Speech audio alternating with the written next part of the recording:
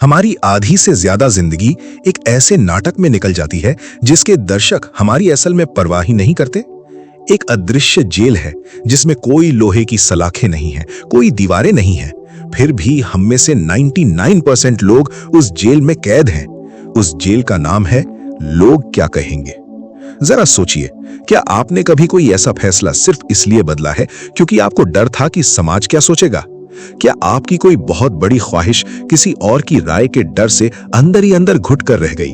हम अक्सर उन लोगों को इंप्रेस करने के लिए अपनी असलियत मार देते हैं जिन्हें हम ठीक से जानते तक नहीं। इस वीडियो में हम जिस इंसान की बात करने वाले हैं, उसने इस डर को हमेशा के लिए खत्म कर दिया था। वो कोई मोटिवेशनल स्पीकर नहीं था, वो एक नोबेल पुरस्कार जीतने वाला वैज्ञानिक था जिसने एटम बम बनाने में मदद की, स्पेस शटल के फटने का रहस्य सुलझाया और दुनिया को जिंदगी जीने का एक ऐसा नजरिया दिया जो आपके होश उड़ा देगा। क्या क्या जानेंगे हम आज? हम जानेंगे कि कैसे एक मरती हुई लड़की ने दुनिया के सबसे महान वैज्ञानिक को आजादी का मतलब सिखाया। हम जानेंगे कि क्यों दुनिया के 90% पढ़े लिखे लोग दरअसल कुछ नहीं जानते, और हम समझेंगे कि क्यों मूर्ख दिखने की हिम्मत ही आपको जीनियस बना सकती है। इस ऑडियो बुक को अंत तक जरूर सुनिए, क्योंकि आगे आने वाला एक लेसन आपकी लाइफ को देखने का नजरिया बदल देगा। खासकर चैप्टर 3 और चैप्टर 4 को मिस मत कीजिएगा, वही इस पूरी किताब का हिडन सीक्रेट है। Hello book bite audio family, welcome back.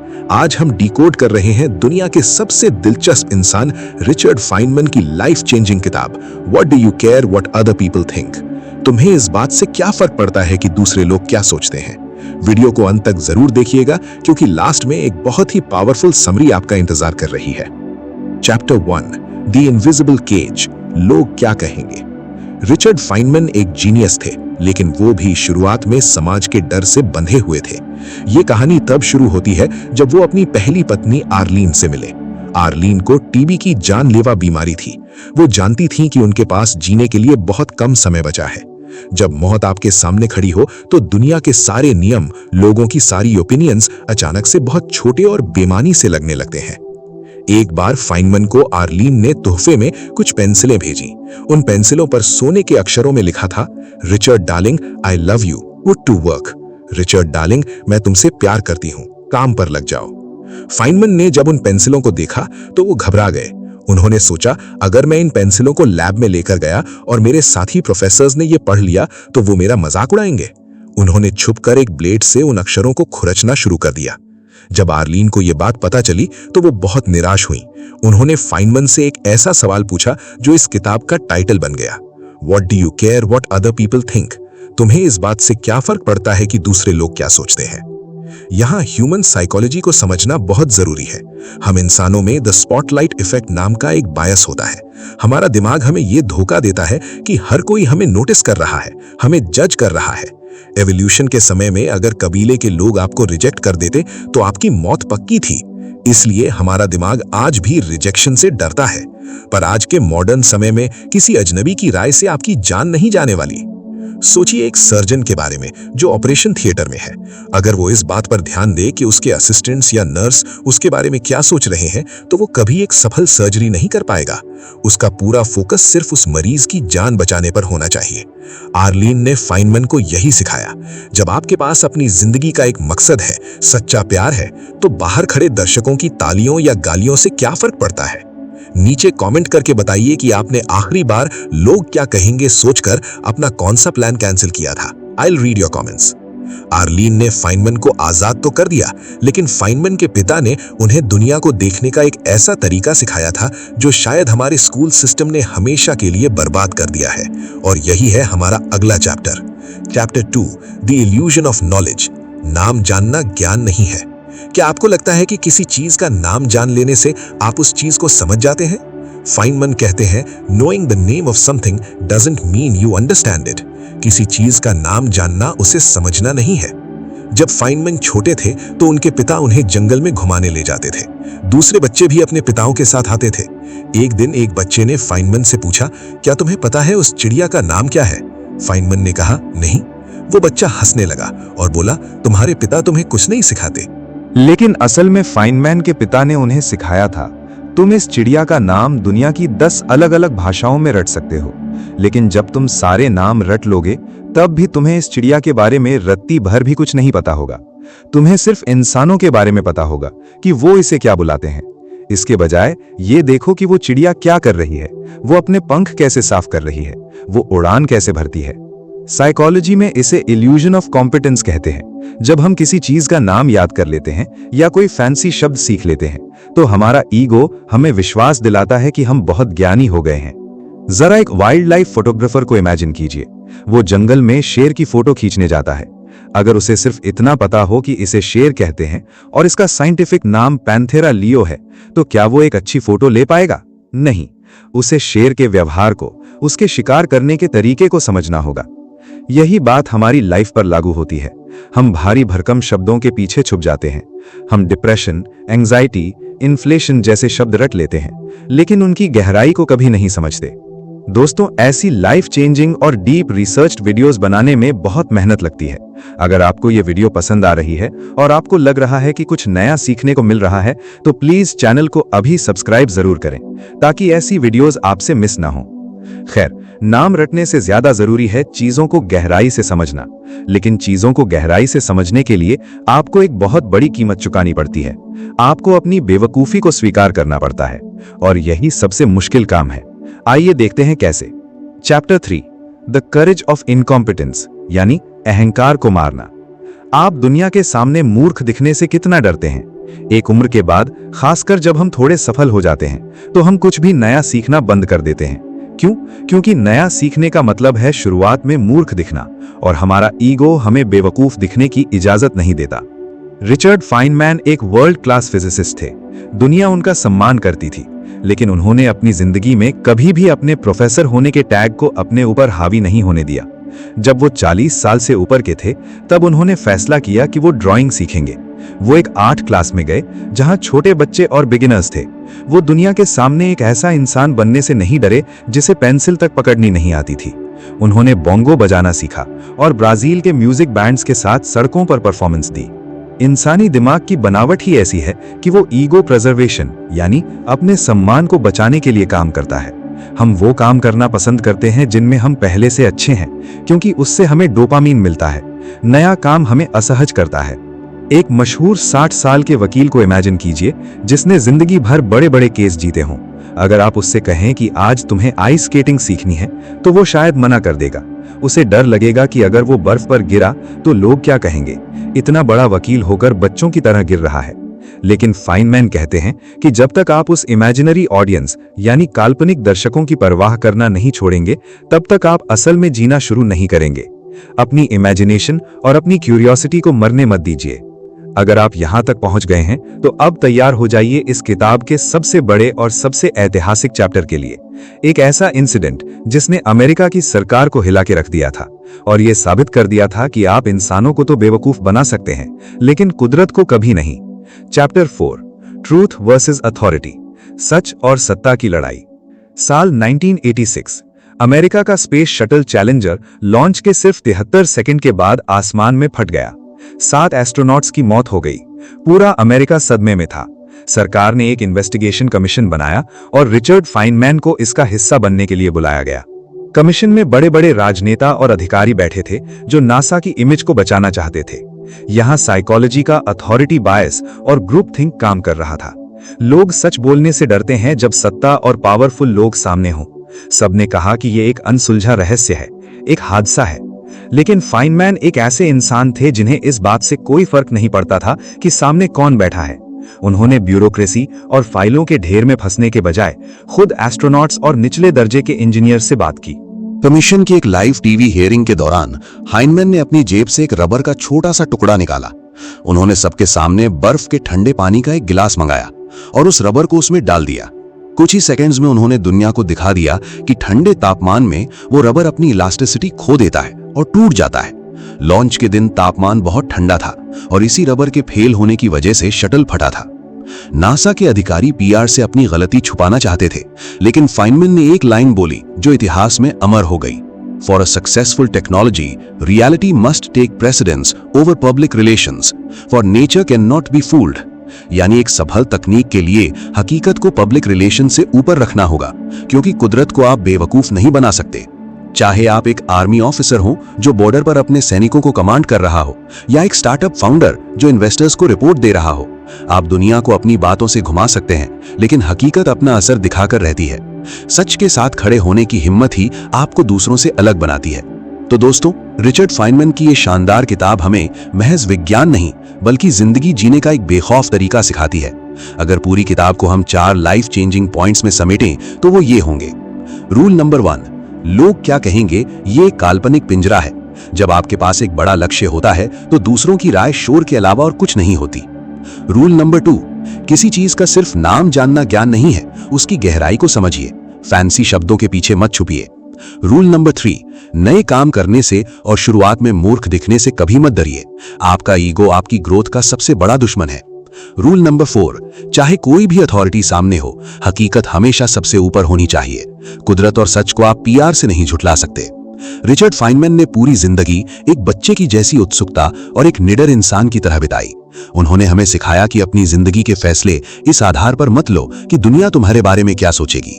साल 1945, जगह लॉस एलामोस, अमेरिका, दुनिया का सबसे सुरक्षित मिलिट्री बेस, जहां उस वक्त का सबसे बड़ा और खतरनाक रहस्य छुपाया जा रहा था, एटम बॉम्ब का डिजाइन। इस बेस के अंदर बड़े बड़े जनरल्स के कमरों में भारी लोहे की तिजोरियां रखी थीं, जिन्हें खोलना नामुमकिन माना जाता था। लेकिन एक दिन एक एक करके वो सारी तिजोरियां खुलने लगी। क्या वो कोई रूसी जासूस था? क्या कोई बहुत बड़ा आतंकवादी हमला होने वाला था? नहीं, वो तिजोरियां खोल रहा था एक 25 साल का नौजवान साइंटिस्ट, सिर्फ मजे के लिए। और उस नौजवान का नाम था रिचर्ड फाइनमैन। उसने कोई हथौड़ा या डायनामाइट इस्तेमाल नहीं किया था, उसने सिर्फ एक चीज का इस्तेमाल किया था, इंसानी साइकोलॉजी। उस दिन फाइनमैन ने दुनिया को एक ऐसा कड़वा सच दिखाया जिसे सुनकर आज भी बड़े बड़े सिस्टम्स हिल जाते हैं। आज के इस पार्ट 2 वीडियो में हम रिचर्ड फाइनमैन की जिंदगी के उन पन्नों को खोलेंगे जो शायद पार्ट 1 से भी ज्यादा गहरे, डार्क और इमोशनल हैं।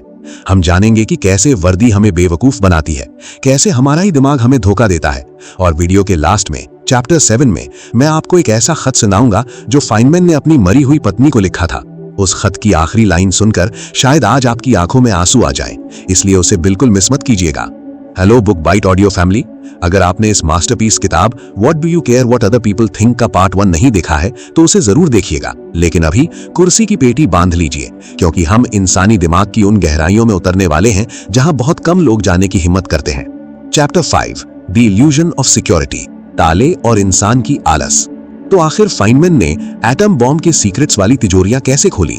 क्या वो कोई मास्टर चोर थे? बिल्कुल नहीं। फाइनमैन ने बस एक बहुत ही बेसिक ह्यूमन साइकोलॉजी को ऑब्जर्व किया था, कॉग्निटिव ईज, दिमागी आलस। फाइनमैन ने देखा कि आर्मी ने दुनिया की सबसे मजबूत तिजोरियां तो खरीद ली थी, लेकिन उन्हें इस्तेमाल करने वाले इंसान अंदर से बहुत आलसी थे। 90% ऑफिसर्स ने अपनी तिजोरी का पासवर्ड बदला ही नहीं था। जो फैक्ट्री से पासवर्ड आया था 25025 वही चल रहा था, और जिन्होंने बदला भी था तो उन्होंने क्या रखा था? अपनी बीवी का बर्थडे या उस दिन की तारीख। फाइनमैन बस उनके कमरों में जाते, उनकी सेक्रेटरी का नाम या कुछ आम तारीखें गैस करते और दुनिया के सबसे खतरनाक सीक्रेट्स उनके हाथ में होते। हम इंसानों की फितरत है कि हम सिस्टम पर तो बहुत भरोसा करते हैं, लेकिन अपनी आदतों को नहीं सुधारते। हमारा दिमाग हमेशा शॉर्टकट ढूंढता है, इसे लॉ ऑफ लीस्ट एफर्ट कहते हैं। जरा सोचिए एक प्राचीन साम्राज्य के बारे में। राजा ने शहर के चारों तरफ 100 फुट ऊंची एक अभेद्य दीवार बनवा दी। दुनिया की कोई भी तोप उस दीवार को नहीं तोड़ सकती थी। राजा चैन से सो गया कि अब हम सुरक्षित हैं। लेकिन एक रात दुश्मन चुपचाप पिछले दरवाजे से अंदर आ गए। कैसे? क्योंकि दीवार कितनी भी मजबूत क्यों ना हो, अगर दरवाजे पर खड़ा पहरेदार आलसी है और नींद में सो रहा है तो वो पूरी दीवार मिट्टी के बराबर है। हम भी अपनी लाइफ में यही करते हैं। हम महंगे एंटीवायरस खरीद लेते हैं, लेकिन पासवर्ड 1 2 3 4 5 6 रखते हैं। हम जिम की महंगी मेंबरशिप ले लेते हैं और सोचते हैं कि हम फिट हो गए, जबकि हम वहां जाते ही नहीं। फाइनमैन हमें याद दिलाते हैं कि सुरक्षा या सफलता किसी चीज को खरीदने से नहीं, बल्कि सही आदतों से आती है। 1 मिनट पॉज लीजिए, नीचे कमेंट सेक्शन में ईमानदारी से बताइए आपकी लाइफ की वो कौन सी मजबूत तिजोरी है जिसका पासवर्ड आपने आलसी होकर बहुत आसान रखा हुआ है, चाहे वो हेल्थ हो या फाइनेंस। दिमागी आलस तो फिर भी ठीक है, लेकिन फाइनमैन के पिता ने उन्हें एक ऐसा भ्रम यानी इल्यूजन देखना सिखाया था जिसमें पूरी दुनिया अंधी हो चुकी है। चलिए देखते हैं वो क्या था। Chapter 6, the man in the suit, यानी वर्दी का धोखा। बचपन में फाइनमैन के पिता उन्हें अखबार में छपी पोप यानी ईसाई धर्म के सबसे बड़े गुरु की तस्वीर दिखाते थे। तस्वीर में पोप के सामने बड़े बड़े लोग घुटनों के बल झुके हुए थे। उनके पिता ने फाइनमैन से पूछा, बताओ रिचर्ड, इन सब में और पोप में क्या फर्क है? फाइनमैन ने कुछ सोचने की कोशिश की, लेकिन उनके पिता ने खुद ही जवाब दिया, सिर्फ टोपी और कपड़ों का फर्क है। अगर तुम उस इंसान के शरीर से वो खास डिजाइन वाले कपड़े उतार दो तो वो भी एक आम इंसान है जो सुबह उठकर नाश्ता करता है और जिसे रात को नींद आती है। हम उस इंसान की इज्जत नहीं कर रहे हैं, हम उस वर्दी की इज्जत कर रहे हैं। इसे कहते हैं साइकोलॉजी का हेलो इफेक्ट या अथॉरिटी बायस। हमारा दिमाग बहुत जल्दी इंप्रेस हो जाता है। अगर कोई सूट पहनकर अंग्रेजी में भारी भरकम शब्द बोल दे तो हम मान लेते हैं कि वो सही ही कह रहा होगा। एक 5 स्टार रेस्टोरेंट के मास्टर शेफ की कल्पना कीजिए। वो एक बहुत लंबी सी सफेद टोपी पहनकर डिजाइनर प्लेट में आपको कुछ परोसता है। आप खुशी खुशी उसके 5000 रुपए दे देते हैं। लेकिन अगर वही सेम डिश, बिल्कुल वही स्वाद, कोई सड़क किनारे खड़ा इंसान आपको प्लास्टिक की प्लेट में दे तो क्या आप 5000 रुपए देंगे? बिल्कुल नहीं। आप स्वाद के पैसे नहीं दे रहे हैं, आप उस शेफ की टोपी और उस माहौल के पैसे दे रहे हैं। फाइनमैन ने अपनी पूरी जिंदगी इसी उसूल पर जी। उन्होंने कभी किसी के टाइटल या डिग्री की इज्जत नहीं की। उन्होंने हमेशा इंसान की सोच और उसके लॉजिक की इज्जत की। अगली बार जब कोई अथॉरिटी आपको डराने की कोशिश करे तो मन में एक बार फाइनमैन के पिता की वो बात याद कर लेना। टोपी हटाओगे तो वो भी तुम्हारे जैसा ही इंसान है। लेकिन फाइनमैन सिर्फ एक विद्रोही साइंटिस्ट नहीं थे। उनके सीने में एक ऐसा दिल धड़कता था जो एक बार टूटा तो फिर कभी पूरी तरह जुड़ नहीं पाया। और यही है इस किताब का सबसे खूबसूरत और सबसे दर्दनाक हिस्सा। Chapter 7, the letter that was never mailed, यानी एक अधूरा खत। पार्ट 1 में हमने बात की थी आर्लीन की, फाइनमैन की पहली पत्नी जो टीबी से लड़ रही थी। जब फाइनमैन एटम बॉम्ब बना रहे थे तब अस्पताल के एक कमरे में आर्लीन ने अपनी आखिरी सांस ली। जब आर्लीन की मौत हुई तो फाइनमैन बिल्कुल नहीं रोए। उन्हें लगा कि शायद वो बहुत प्रैक्टिकल इंसान है, शायद साइंस ने उन्हें इमोशनलेस बना दिया है। महीनों बीत गए। फाइनमैन अपनी नॉर्मल लाइफ जी रहे थे, लेकिन एक दिन वो बाजार से गुजर रहे थे। उनकी नजर एक दुकान के शीशे में रखे हुए एक बहुत ही खूबसूरत से कपड़े पर पड़ी। फाइनमैन के दिमाग में एकदम से ख्याल आया, ये ड्रेस आर्लीन पर बहुत अच्छी लगेगी, मुझे उसे बताना चाहिए। और ठीक उसी सेकंड वो इंसान जिसने दुनिया के सबसे बड़े रहस्य सुलझाए थे, बीच सड़क पर फूट फूट कर रोने लगा। साइकोलॉजी में इसे डिलेड ग्रीफ यानी देरी से आने वाला शोक कहते हैं। जब हम किसी अपने को खोते हैं तो हमारा दिमाग तुरंत उस सच्चाई को एक्सेप्ट नहीं कर पाता। दिमाग खुद को बचाने के लिए एक शॉक में चला जाता है। दर्द तब होता है जब आप अचानक भूल जाते हैं कि वो इंसान जा चुका है और आप उसे अपनी खुशियों में शामिल करने की कोशिश करते हैं। आर्लीन की मौत के 16 महीने बाद रिचर्ड फाइनमैन ने एक खत लिखा, एक ऐसा खत जो उन्होंने मरने तक एक लिफाफे में सील करके रखा था, जिसे उनकी मौत के बाद ही खोला गया। फाइनमैन ने लिखा था, आर्लीन, मैं तुमसे बहुत प्यार करता हूं। मुझे पता है कि अब तुम मुझे कुछ नया नहीं सिखा सकती, तुम मुझे छू नहीं सकती, लेकिन फिर भी तुम इस दुनिया के किसी भी जिंदा इंसान से कहीं बेहतर हो। मैं तुम्हें बहुत मिस करता हूं। और उस खत के बिल्कुल आखिर में एक लाइन लिखी थी जिसने दुनिया के हर इंसान को रुला दिया। फाइनमैन ने लिखा था, please excuse me not mailing this, but I don't know your new address. चाहे आप दुनिया के सबसे बड़े साइंटिस्ट हो, आपके पास कितने भी नोबेल प्राइज हो, जब बात सच्चे प्यार और इंसानियत की आती है तो हम सब अंदर से बिल्कुल एक जैसे हैं, कमजोर, भावुक और किसी के लिए तड़पने वाले। कभी भी किसी सिस्टम पर बिना सोचे समझे भरोसा मत करो, क्योंकि इंसान आलसी होते हैं। कभी भी किसी वर्दी या रुतबे से मत डरो, क्योंकि उनके पीछे भी एक डरा हुआ इंसान ही छुपा है। और सबसे बड़ी बात, अगर आप किसी से सच्चा प्यार करते हैं तो आज ही उन्हें बता दीजिए, इंतजार मत कीजिए, क्योंकि किसी को नहीं पता कि कल किसकी लाइफ का नया पता क्या होगा। ये था what do you care what other people think का हमारा सफर। मुझे यकीन है कि फाइनमैन की जिंदगी ने आपके सोचने का नजरिया जरूर बदला होगा। रिचर्ड फाइनमैन की यह किताब इतनी गहरी है कि इसमें 2 ऐसे लाइफ लेसन्स अभी भी छुपे हुए हैं जिन्हें अगर छोड़ दिया गया तो ये मास्टरपीस अधूरा रह जाएगा। पहला लेसन हमें सिखाता है कि जब हम इमोशनली टूट जाते हैं तो हमारा दिमाग कैसे हमें धोखा देता है। और दूसरा लेसन हमें बताता है कि दुनिया के बड़े बड़े सिस्टम्स, चाहे वो सरकार हो या बड़ी कंपनियां, अंदर से कैसे खोखले होते हैं।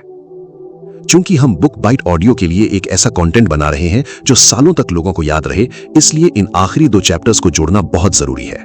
आइए इस महाकाव्य को हमेशा के लिए पूरा करते हैं। चैप्टर 8, द ब्रोकन क्लॉक, अंधविश्वास और सच्चाई की लड़ाई। जब हमारी जिंदगी में कुछ बहुत बुरा होता है, कोई बहुत बड़ा सदमा लगता है, तो हम इंसानों की फितरत होती है कि हम उस दर्द में कोई चमत्कार या इशारा ढूंढने लगते हैं। जिस रात फाइनमैन की पत्नी आर्लीन की मौत हुई, उस रात अस्पताल के कमरे में एक बहुत ही अजीब घटना घटी। आर्लीन के बेड के पास एक डिजिटल घड़ी रखी थी। जब फाइनमैन ने आर्लीन के मरने के बाद उस घड़ी को देखा तो उनके रोंगटे खड़े हो गए।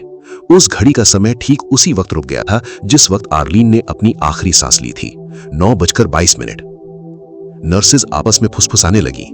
उन्होंने कहा कि यह कोई सुपरनैचुरल घटना है, ये आर्लीन की आत्मा का इशारा है। एक पल के लिए कोई भी आम इंसान उस दुख की घड़ी में इस अंधविश्वास पर यकीन कर लेता।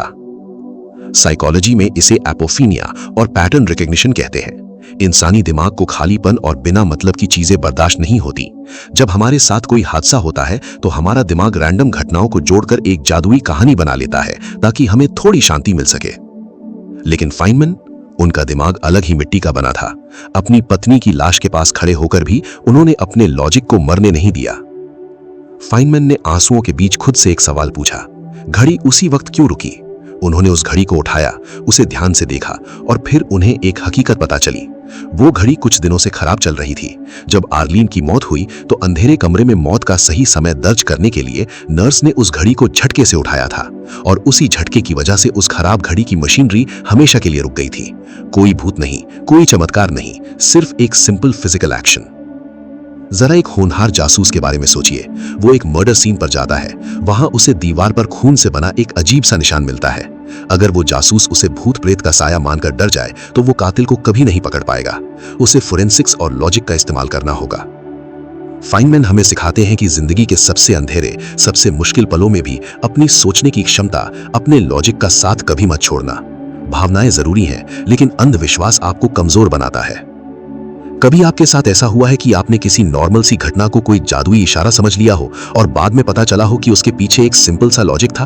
कमेंट करके अपना एक्सपीरियंस शेयर करें। लेकिन लॉजिक सिर्फ पर्सनल लाइफ में नहीं, प्रोफेशनल लाइफ में भी गायब हो चुका है। फाइनमैन ने जब नासा के अंदर कदम रखा तो उन्होंने देखा कि कैसी एसी कमरों में बैठे लोग जमीन पर काम करने वालों की जान से खेल रहे थे। Chapter 9, the disconnect, managers versus हकीकत। चैलेंजर स्पेस शटल के फटने के बाद जब फाइनमैन ने अपनी इन्वेस्टिगेशन शुरू की तो उन्हें एक बहुत ही हैरान करने वाली चीज मिली। एक ऐसा सच जो आज भी हर बड़ी कंपनी, हर सरकार और हर सिस्टम को अंदर से खोखला कर रहा है। इसे कहते हैं इंफॉर्मेशन फिल्टरिंग, जानकारी को फिल्टर करना। फाइनमैन ने जब ग्राउंड लेवल पर काम करने वाले इंजीनियर से पूछा कि इस रॉकेट के फटने के चांस कितने हैं, तो इंजीनियर्स ने कहा 100 में से एक बार, 1%। उन्हें पता था कि रॉकेट के पार्ट्स में दिक्कत है। लेकिन जब फाइनमैन ने सबसे ऊपर बैठे मैनेजर्स और बॉसेस से यही सवाल पूछा तो उन्होंने क्या कहा पता है? उन्होंने कहा कि रॉकेट फटने के चांस 1 लाख में से सिर्फ एक बार है। कल्पना कीजिए एक किसान की। किसान खेत में खड़ा होकर देख रहा है कि बारिश न होने से सारी फसल सूख गई है। वो जमीन की हकीकत जानता है, लेकिन राजधानी में एसी कमरों में बैठे अफसर एक्सेल शीट्स और रंगीन ग्राफ्स देखकर कह रहे हैं कि इस साल तो बहुत अच्छी पैदावार होगी। जब तक उन अफसरों को सच्चाई पता चलती है तब तक बहुत देर हो चुकी होती है। फाइनमैन ने दुनिया को यही चेतावनी दी थी, अगर आपको सच जानना है तो कभी भी ऊपर से आ रही रिपोर्ट्स पर आंख बंद करके भरोसा मत करो। हमेशा जमीन पर उतरो, उन लोगों से बात करो जिनके हाथ काम करते हुए गंदे होते हैं। तो दोस्तों, फाइनमैन का लॉजिक, उनका प्यार, उनकी निडरता और हकीकत को देखने का उनका ये बेबाक नजरिया, ये सब मिलकर इस किताब को एक ऐसा मास्टरपीस बनाते हैं जो सदियों तक लोगों को रास्ता दिखाता रहेगा। अब आपके पास वो सारे सीक्रेट्स हैं जो इस महान वैज्ञानिक ने दुनिया के लिए छोड़े थे। अगर आप इस माइंडसेट को अपनी लाइफ में उतार लें तो दुनिया का कोई भी डर, कोई भी लोग क्या कहेंगे वाली सोच आपको कभी नहीं रोक पाएगी।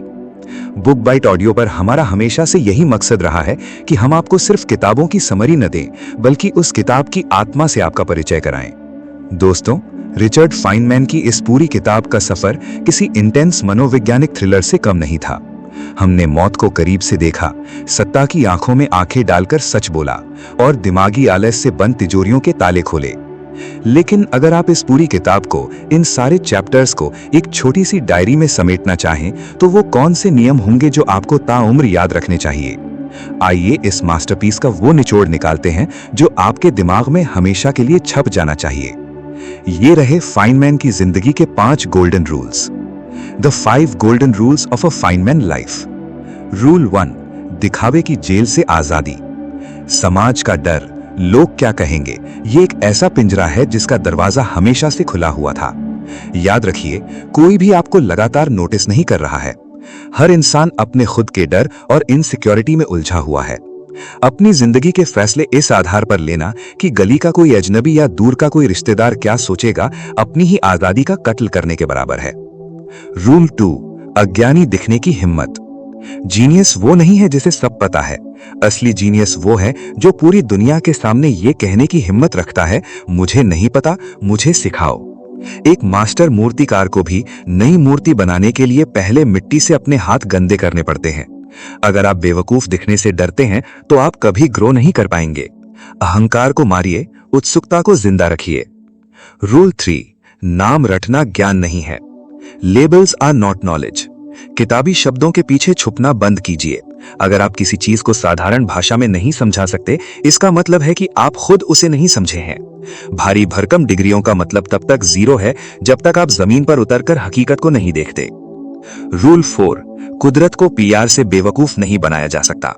Reality is greater than authority. सामने कितनी भी बड़ी अथॉरिटी क्यों ना हो, चाहे वो कोई बड़ा अफसर हो, कोई नेता हो या कोई बड़ा सिस्टम हो, अगर लॉजिक और सच्चाई आपके साथ है तो डरिए मत। आप झूठे फिल्टर्स और मीठी बातों से कुछ इंसानों को इंप्रेस कर सकते हैं, लेकिन कुदरत और हकीकत के आगे किसी की नहीं चलती। सच की हमेशा जीत होती है, भले ही उसमें वक्त लगे। रूल 5, जज्बातों का कोई लॉजिक नहीं होता। Don't filter your love. आप दुनिया के सबसे तार्किक और होनहार इंसान हो सकते हैं, लेकिन जब बात प्यार और अपनों की आती है तो वहां लॉजिक काम नहीं आता। वो अधूरा खत जो रिचर्ड फाइनमैन ने अपनी मरी हुई पत्नी को लिखा था, हमें चीख चीख कर एक बात याद दिलाता है, अपनों से प्यार जताने का इंतजार मत करो, कल का कोई भरोसा नहीं है। जिंदगी कोई स्टेज का नाटक नहीं है जहां आपको गैलरी में बैठे उन अनजान दर्शकों के लिए परफॉर्म करना है जिन्हें आपकी असलियत से कोई मतलब नहीं है। आपकी जिंदगी आपका अपना एक बहुत ही पर्सनल और खूबसूरत एक्सपेरिमेंट है।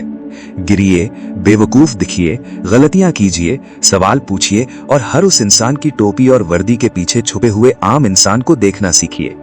जब आप अपनी जिंदगी की आखिरी सांस ले रहे होंगे तो यकीन मानिए, आपको इस बात का 1% भी अफसोस नहीं होगा कि दुनिया ने या किसी पड़ोसी ने आपके बारे में क्या सोचा था। आपको अफसोस सिर्फ इस बात का होगा कि उनके डर से आपने अपनी जिंदगी के इस खूबसूरत कैनवस को खाली क्यों छोड़ दिया। इसलिए जब भी अगली बार आपका दिमाग आपको कोई नया काम करने से रोके, जब भी आपका ईगो आपको डराए, तो खुद से बस एक ही सवाल पूछना, what do you care what other people think. तुम्हें इस बात से क्या फर्क पड़ता है कि दूसरे लोग क्या सोचते हैं। बुक बाइट ऑडियो परिवार, आज का ये सफर यहीं समाप्त होता है, लेकिन एक नए सफर की शुरुआत अभी बाकी है। नीचे कमेंट करके मुझे बताइए कि इन 5 गोल्डन रूल्स में से वो कौन सा रूल है जिसने आपके दिल को सबसे ज्यादा छुआ और जिसे आप आज से ही अपनी लाइफ में उतारने वाले हैं। आपके कमेंट्स ही मेरी असली कमाई है और मैं हर एक कमेंट का इंतजार करूंगा। अगर इस वीडियो ने आपके सोचने के तरीके में 1% भी बदलाव किया है तो इसे उस इंसान के साथ जरूर शेयर करें जिसे इसकी सबसे ज्यादा जरूरत है। चैनल को सब्सक्राइब करके बेल आइकन दबाना न भूलें ताकि हम ऐसे ही एक साथ ग्रो करते रहें। आप सुन रहे थे बुक बाइट ऑडियो। अपना कीमती समय देने के लिए और खुद को बेहतर बनाने की इस जर्नी में मेरा साथ देने के लिए दिल से धन्यवाद। जल्द मिलते हैं एक नई किताब और एक नई सोच के साथ।